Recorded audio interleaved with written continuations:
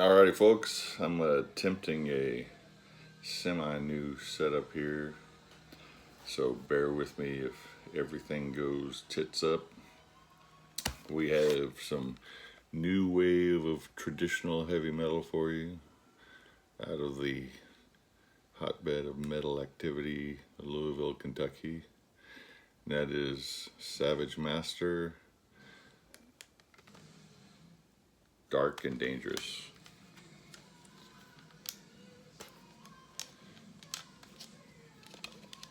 There we go, inside there.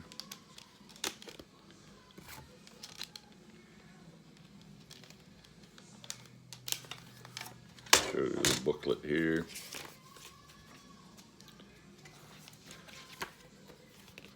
Stacey Savage,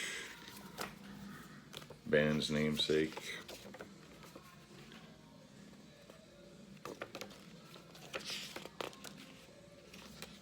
Lyrical content. So we get 3 pictures of Stacey. It is her band. All the rest of the guys wear. Oh, there's the band on the back. You can see them here. If I were to get around to showing you the back of it.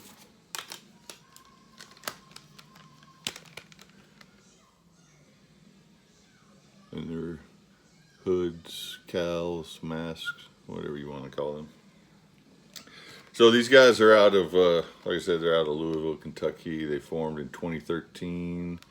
Their debut came out in 2014.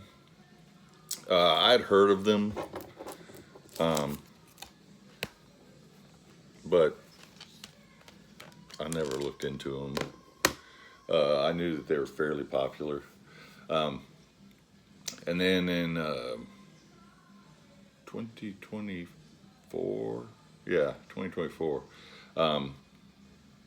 they were actually headlining the show with a Screamer and Bloodstar in Dallas, who I did want to go see.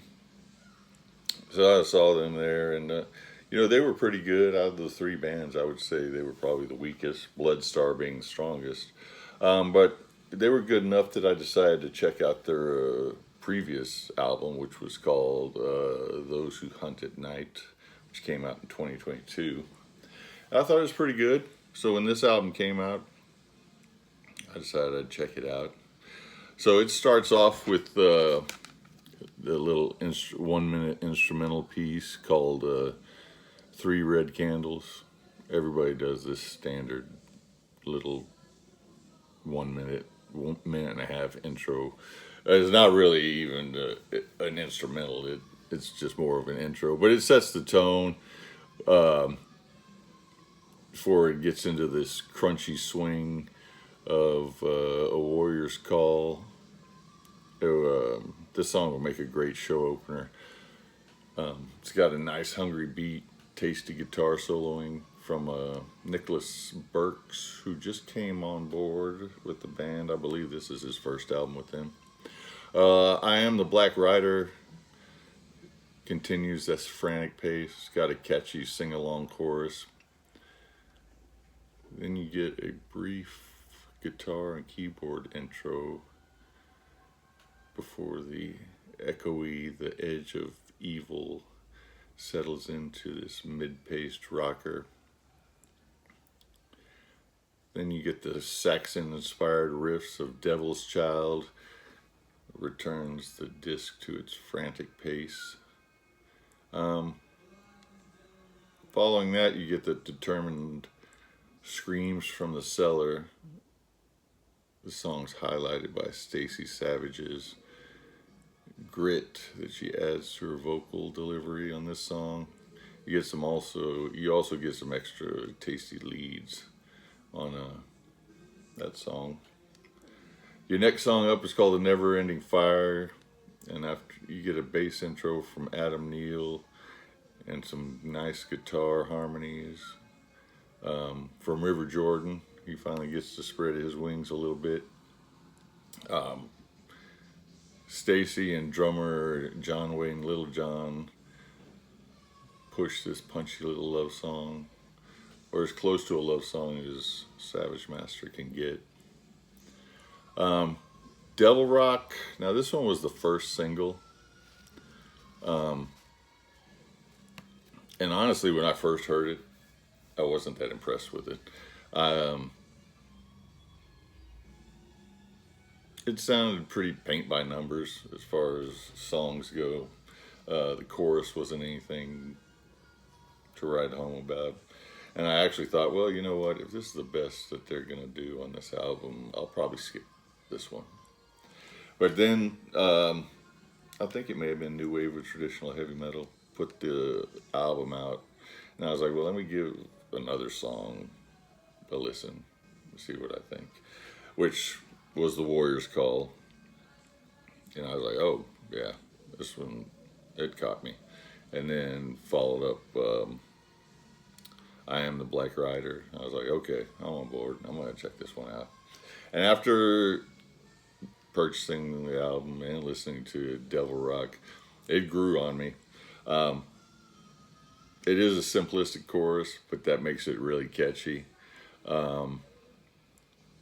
It's also got some tough riffing, some furious guitar soloing, which also helps improve the track. But I guarantee you, it's a catchy chorus. Even though it's just Devil Rock, whoa, you'll be walking around singing that. That song's followed by the Anti-Amor, Never Want to Fall in Love Again. It's an okay track. Kind of limps into When Twilight Meets the Dawn, which is borderline speed metal. You definitely can hear hints of a Painkiller in this track. Then you get the closing ballad of Cold Hearted Death. Probably Stacey's best vocal performance on the album. She's got a really haunting delivery, and there's some nice epic soloing at the end of the song to give it a real grandiose feel. The strengths of this album would be the catchy choruses, soaring guitar solos, punchy drums. Your weaknesses would be the choruses. And I say that because they're really fairly underdeveloped. They are catchy, but mostly the choruses are just the song title. It's not anything intricate. It's all pretty straightforward. Heavy metal. Not that that's a bad thing. It's just, if there was to be a weakness, it would be that it doesn't break any new ground. But you don't always need music to break new ground. Sometimes you just want good rockin' tunes to listen to. If you like Bitch, Saxon, Warlock, Satan's Hollow, even fans of Judas Priest, you can find stuff to like in here. So I give this 8 out of 10. Good album, enjoyable listen. So I will put a link to the Bandcamp page. I'm sure they have one in the bottom comment section, where you guys can feel free to comment if you've heard this. Let me know what you thought. Savage Master, Dark and Dangerous, 8 out of 10. All right. Hopefully that wasn't as painful for you as it was for me. You guys have a good one.